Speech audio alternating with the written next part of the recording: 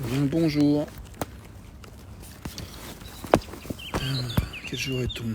Jeudi. Je cherche à maintenir le téléphone.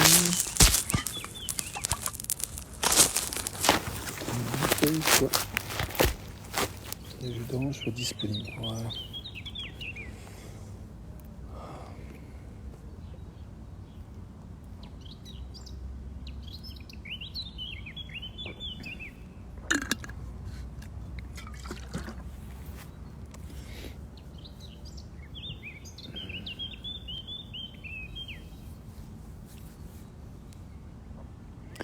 J'ai pas encore choisi de thème pour cette vidéo et mais le mot qui me vient là, c'est le mot structure.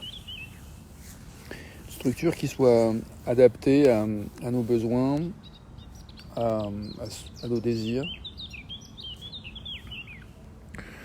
Donc j'ai décidé hier d'expérimenter pendant une semaine ou un mois, d'être régulier, à continuer mes vidéos quotidiennes et de le faire à heure fixe, à 8h du matin, pour mes vidéos en français. Et je vois que c'est assez challengeant de se tenir au cadre. Enfin, ça l'a été pour moi ce matin. Ça fait remonter des endroits où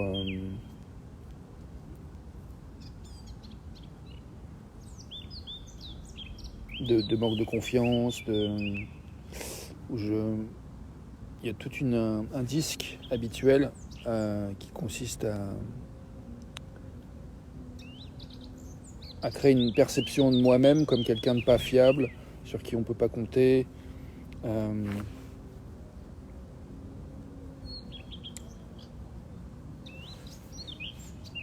me disais des trucs du style je vais être en retard, c'est pas grave.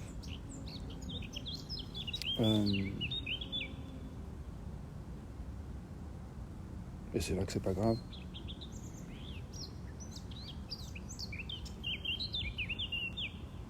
Enfin, c'est vrai. Il y a une part de moi qui se dit oui, c'est pas grave.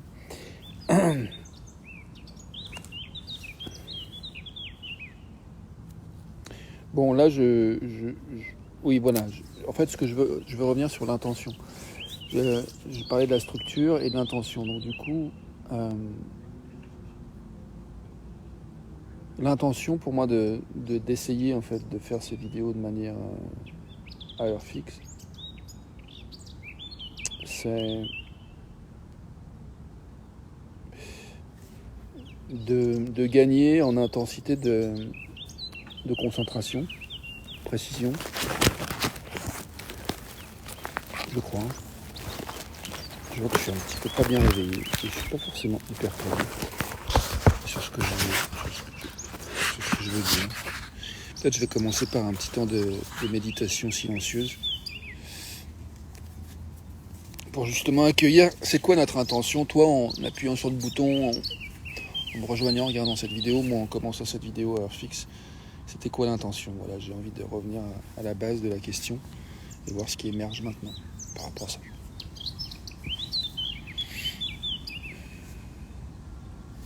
Accompagné par les chants d'oiseaux, un petit temps de silence, d'écoute. Pour écouter notre intention en venant à cet endroit, ici maintenant.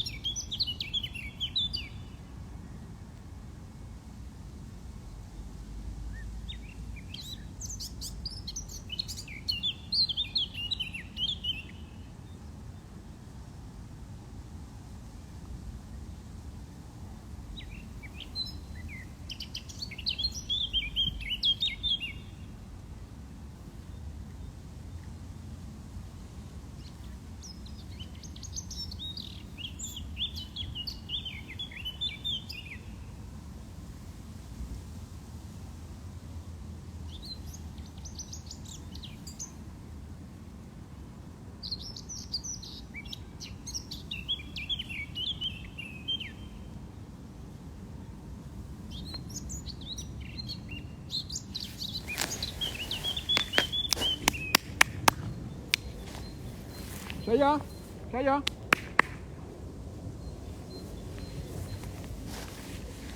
La chienne ne me trouvait pas. Vous ne voyez pas.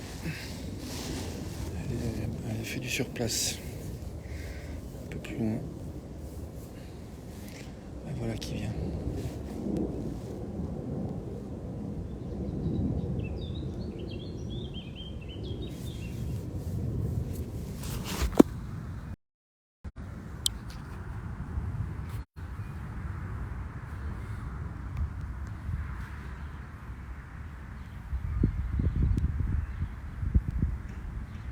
Bonjour Momunch.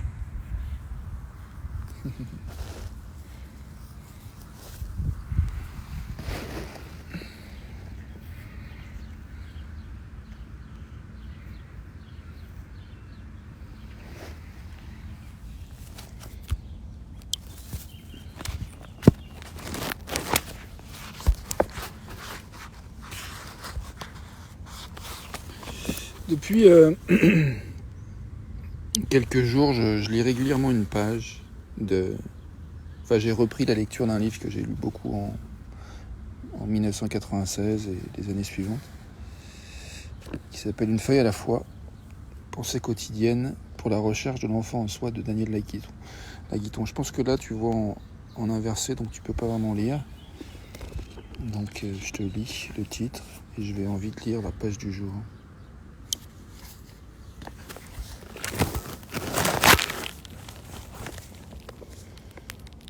12 mai.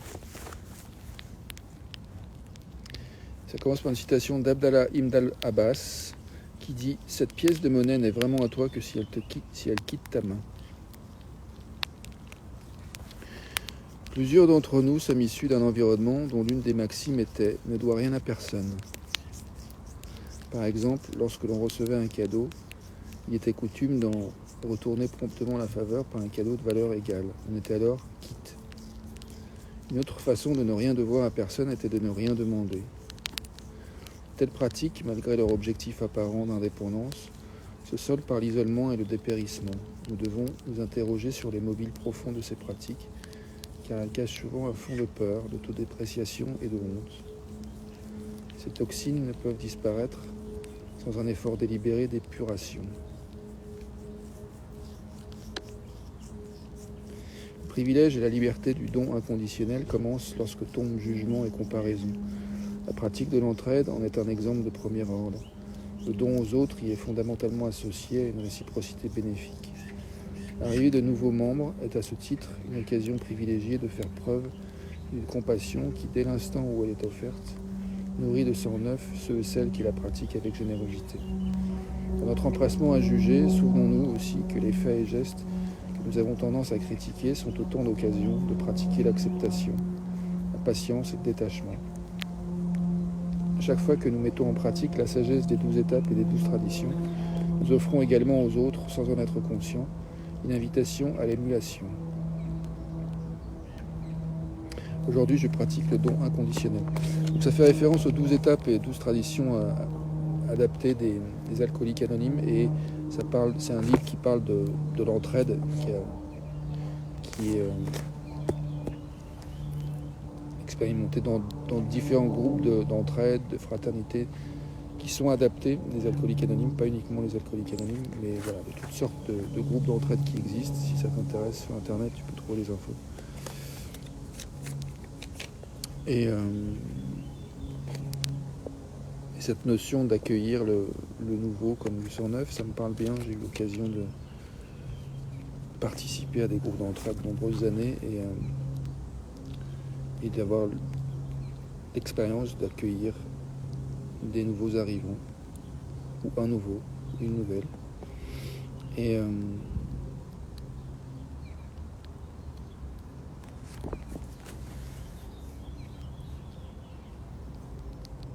je vois que aujourd'hui dans ma vie, c'est quelque chose que j'aimerais bien retrouver, en fait, cette notion de fraternité, d'entraide.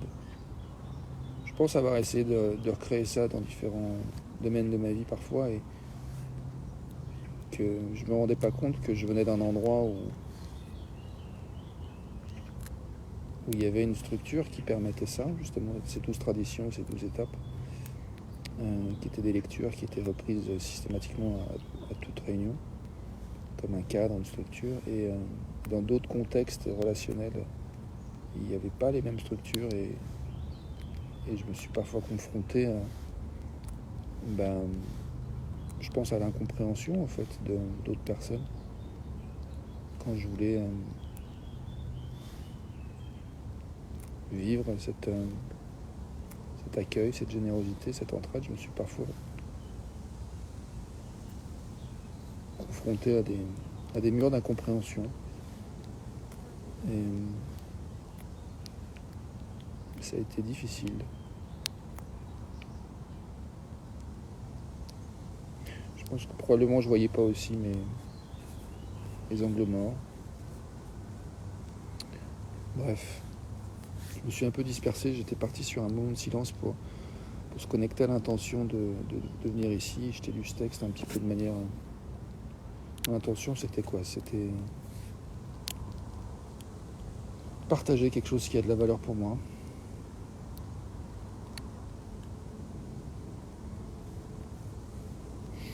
J'ai envie de repartir sur un temps de silence et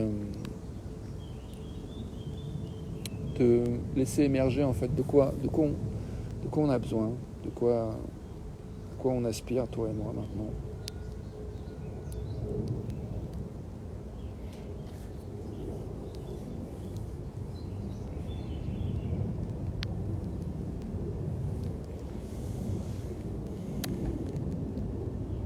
Quel goût ça a d'être vivant, comme on est vivant maintenant,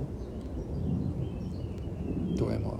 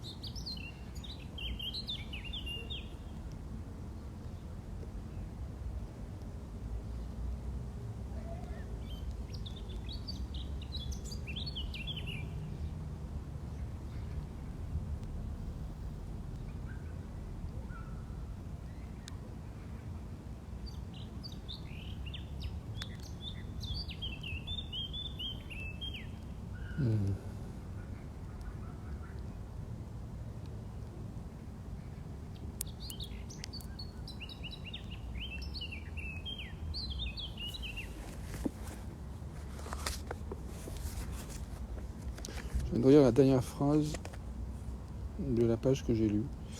Aujourd'hui, je pratique le don inconditionnel.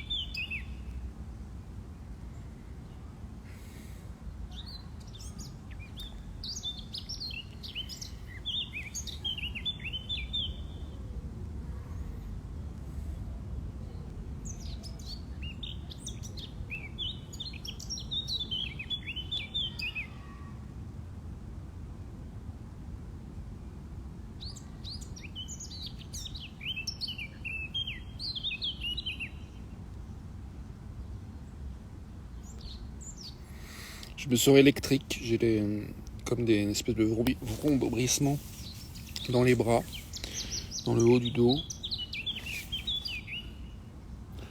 Il y a les pensées qui s'agitent un peu en mode panique, du style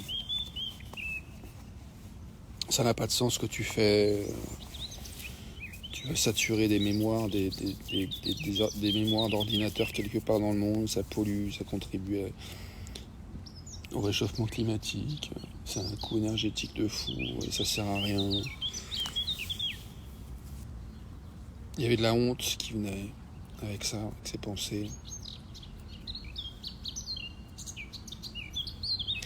Il y a une part de moi qui se dit, voilà, j'ai besoin de sens, en fait, je suis en crise de sens. C'est ça la pensée qui est venue.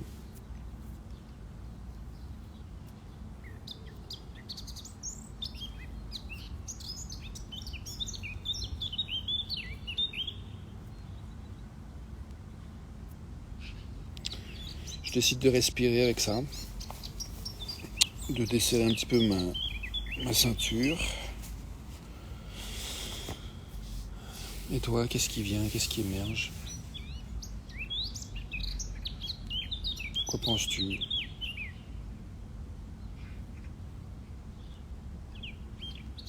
J'ai pensé à mon pote François aussi.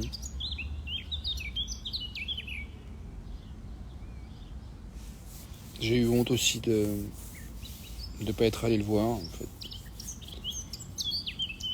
avant qu'il se suicide. Depuis que son fils avait tenté de se suicider, j'ai honte. J'ai honte de ne pas y être allé. Il y a les obsèques de François mercredi prochain. J'ai pris un billet de train pour y aller. Pour voir ma mère, ma soeur, mes nièces aussi. Et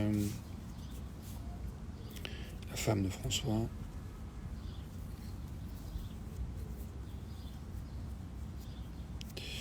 J'ai honte. J'ai honte de ne pas être venu. Et j'ai envie de goûter la honte. J'ai envie de prendre le temps de la sentir. Parce que je pense qu'elle me parle de choses que j'ai à intégrer et à digérer. Et à reconsidérer pour mieux ajuster et mieux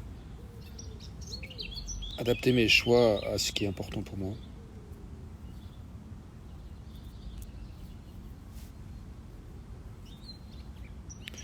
En te disant ça, je prends conscience que une des choses qui m'a retenu à monter sur Paris pour voir François, pour être là,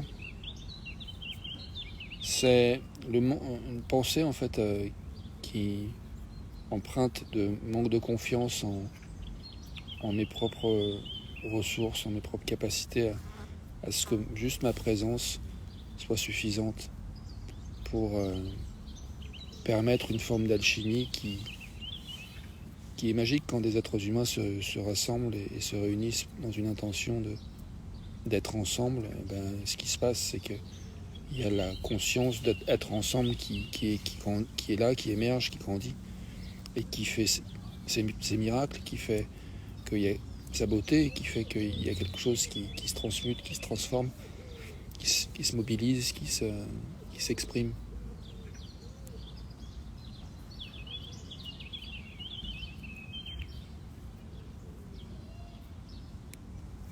Et pas trop souvent, j'ai pu, tu as pu, nous avons pu, François a pu douter que sa présence, sa propre présence, soit une contribution, un cadeau à l'autre, à toi, à soi.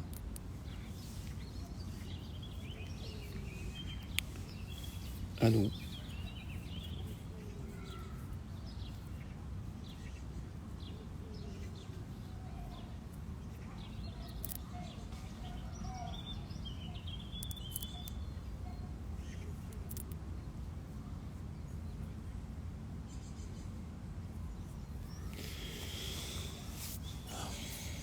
Et je vois que j'ai honte d'avoir cru ça.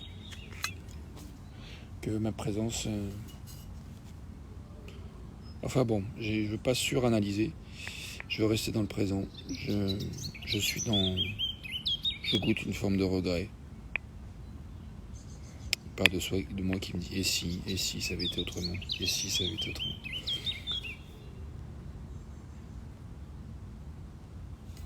Il y a une part de moi qui n'a pas envie de se noyer dans le regret, qui pense que c'est ridicule, que ça ne sert à rien.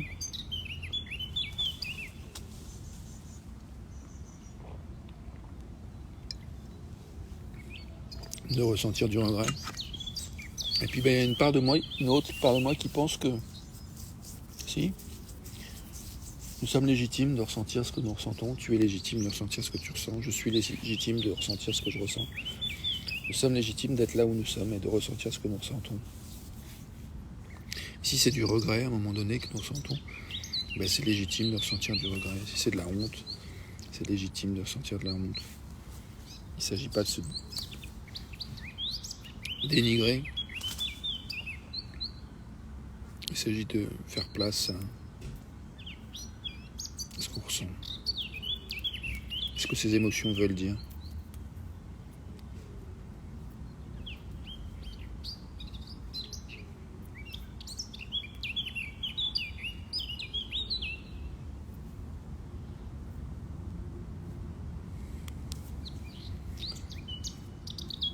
Ce que ces émotions disent, nous communiquent.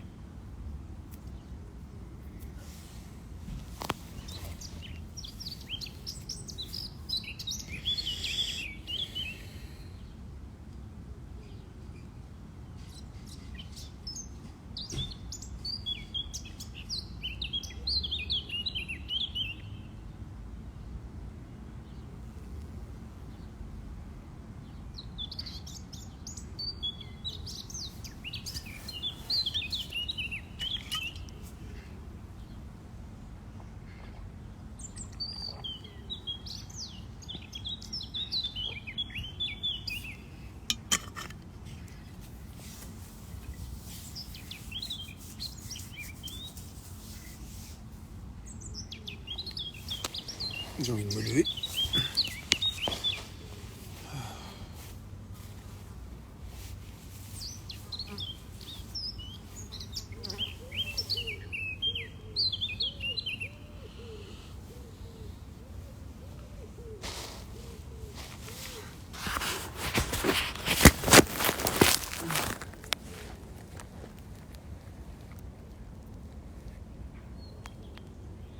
Bienvenue à toi dans le live matinal dorénavant.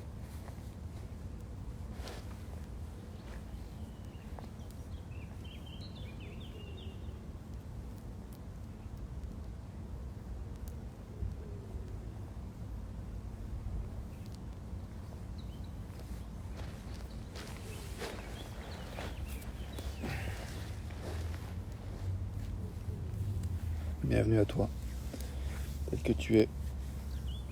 Bienvenue à tout ce que tu ressens, tout ce que tu désires, toutes tes peurs aussi peut-être.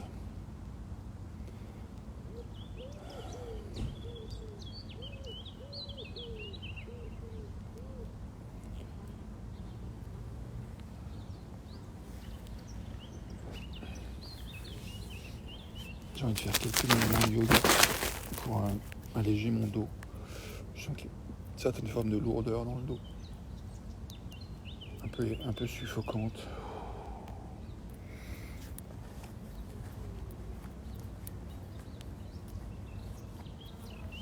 Hier, j'ai écouté un podcast sur le nerf vague et sa fonction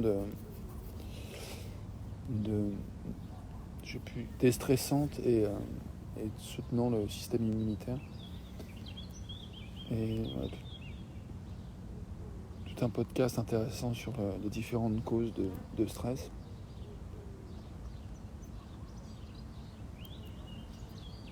Qu'un être humain peut expérimenter.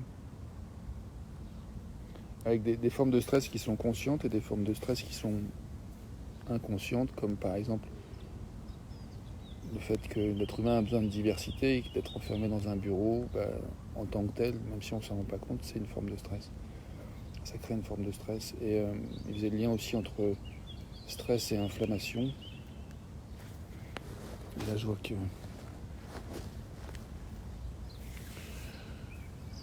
quoi.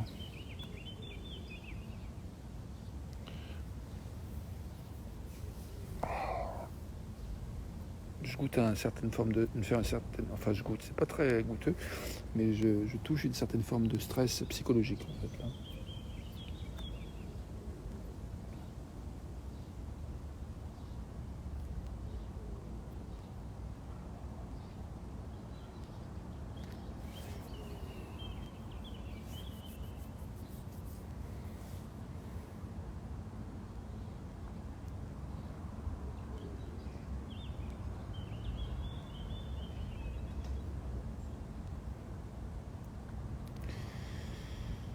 Ouh.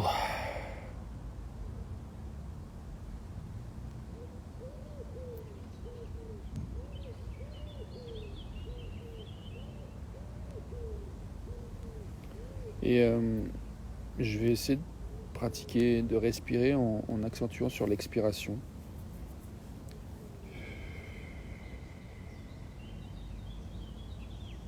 Vider mes poumons, puis retenir mon souffle à poumon plein, attendre quelques secondes et revider encore un peu plus.